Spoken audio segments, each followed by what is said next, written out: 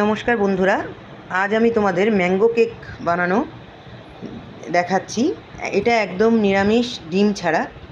প্রথমে আমি মিক্সিং বাটিতে একটু সুজি নিয়ে নিয়েছি, আর নিয়েছি একটা খোসা ছাড়ানো গোটা আম, রিফাইন্ড অয়েল, আর কিছুটা পরিমাণে চিনি।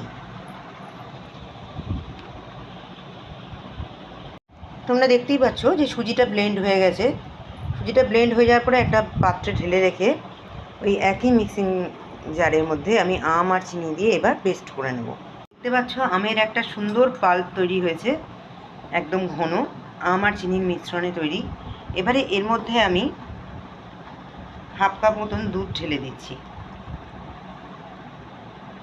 আমি এখানে গুঁড়ো দুধ ইউজ করেছি, তোমরা চাইলে নর্মাল দুধ ইউজ করতে পারো। গরম বা ঠান্ডা দেওয়ার প্রয়োজন নেই, যে কোনো নর্মাল টেম্পারেচারে দুধ ইউজ করতে পারো। তার সাথে দিয়ে দিলাম আমি 2 চামচ মতন সাদা তেল।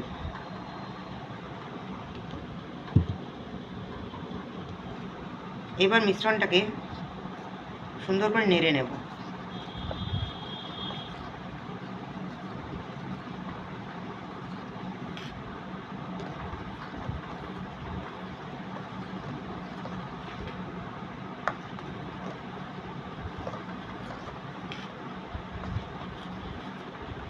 ভালো করে মিক্সিংয়ের জন্য চাইলে আমি আরেকবার মিক্সিং বলে দিয়ে এটা ঘুরিয়ে নিতে পারি। দেখতে পাচ্ছ মিক্সিং বলে আরেকবার দেওয়ার পরে আম, দুধ, চিনি আর সাদা তেলের মিশ্রণটা আরও ঘন হয়েছে আর দেখতেও সুন্দর লাগছে। এরপর আমি এর মধ্যে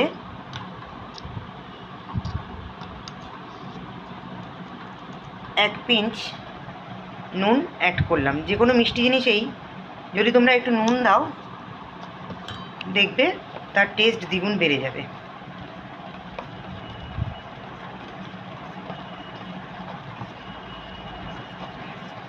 পুরোটা ভালো করে গুলিয়ে নেওয়ার পর আমি এর মধ্যে অল্প পরিমাণে বেকিং পাউডার ইউজ করব। বেকিং সোডার দরকার নেই, যেহেতু এখানে ডিম ছাড়া কেক তৈরি হচ্ছে, সেজন্য আমরা এখানে বেকিং সোডা কিছুটা পরিমাণে ইউজ করলাম।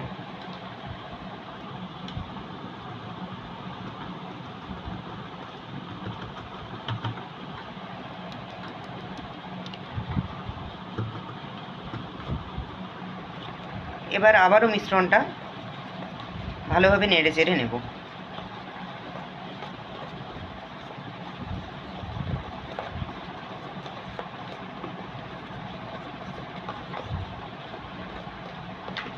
এখানে আলাদা করে ময়দা বা কর্নফ্লাওয়ার অ্যাড করার দরকার নেই, এতেই যা কাজ হওয়ার হবে।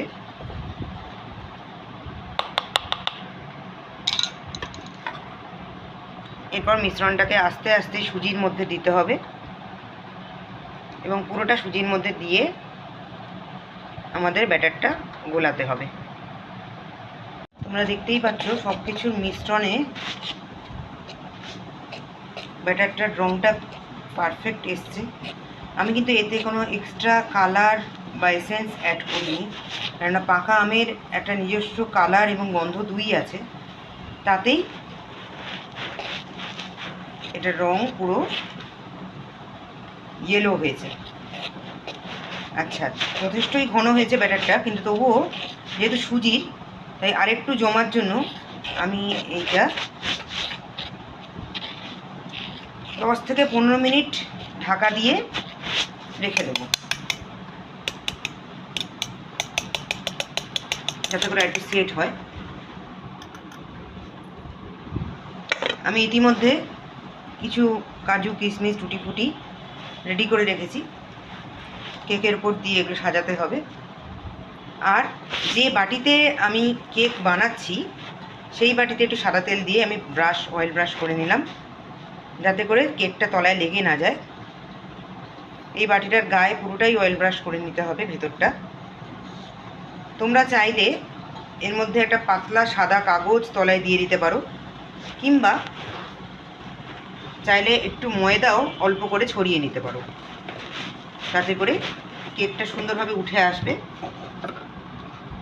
আর বাটিতে লেগে থাকার সম্ভাবনাও থাকবে না। অল্প করে জাস্ট আমি ময়দার ডাস্ট দিয়ে নিলাম।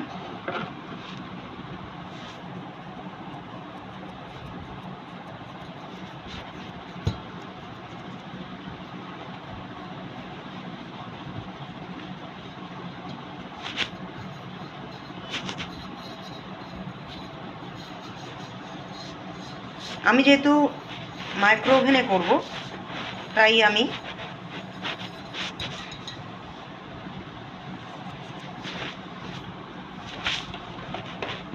মাইক্রো ওভেনটা কনভার্সন মোডে 10 মিনিট সেট করে এই বাটিটার মধ্যে সম্পূর্ণ ব্যাটারটা ঢেলে আমি কেকটা রেডি করব। আর তোমরা যারা গ্যাসে বানাতে চাও তারা ওই একইভাবে গ্যাসের একটা কড়া বসিয়ে বা চাইলে কুকারেও করতে পারো, তার মধ্যে একটা স্ট্যান্ড বসিয়ে তার মধ্যে তোমরা কেকটা রেডি করতে পারো। তোমরা দেখতে পাচ্ছ ব্যাটারটা পুরো ঘন হয়ে গেছে। আমি তোমাদের আগেই দেখিয়েছি যে আমি অয়েল পালিশ করে রেখেছি বাটিটা, যে বাটিটায় বানাবো সেই বাটিটার মধ্যে আমি ব্যাটারটা অল্প অল্প করে দিয়ে দিচ্ছি। যেহেতু আমি কেকটা দুরকমভাবে বানাবো, তাই আমি প্রথমে একটু হাফ ব্যাটার দিয়ে কেকটা রেডি করছি।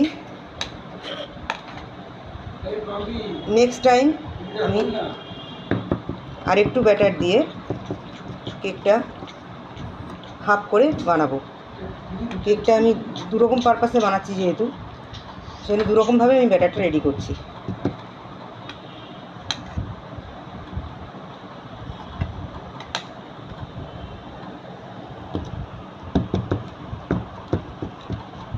আগে থেকে গ্রেট করে রাখা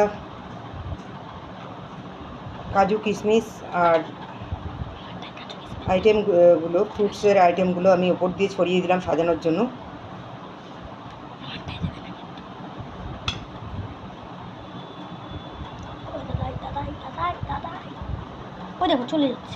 এইবার আমি এটাকে মাইক্রো ওভেনে চলে গেল মাইক্রো ওভেনের মধ্যে সেট করে দিলাম।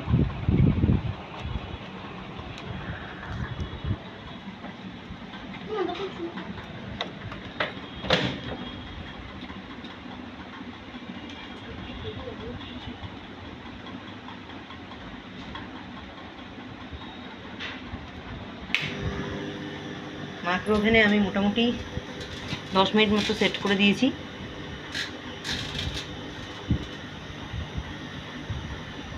দেখা যাক কতক্ষণে এবার কেকটা রেডি হয়।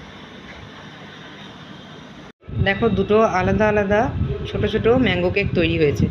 আমি চাইলে দুটো ব্যাটারকে একসাথে করে একটা বড় কেক বানাতে পারতাম, কিন্তু আসলে মেয়ে আর বোনের আবদার রাখতে দুজনকে দুটো আলাদা আলাদা কেক বানিয়ে দিলাম। তোমরাই দেখে বলো যে কীরম লাগছে, আর খেতে কীরম হবে সেটা এখনও অবধি জানি না। দেখা যাক, যদি ভালো হয় তাহলে এরপরে আবার বড় করে ট্রাই করব। এখন একটু ছোটোর করে দেখলাম, দেখা যাক কীরম হয়। ভালো লাগলে অবশ্যই জানিও কমেন্টে।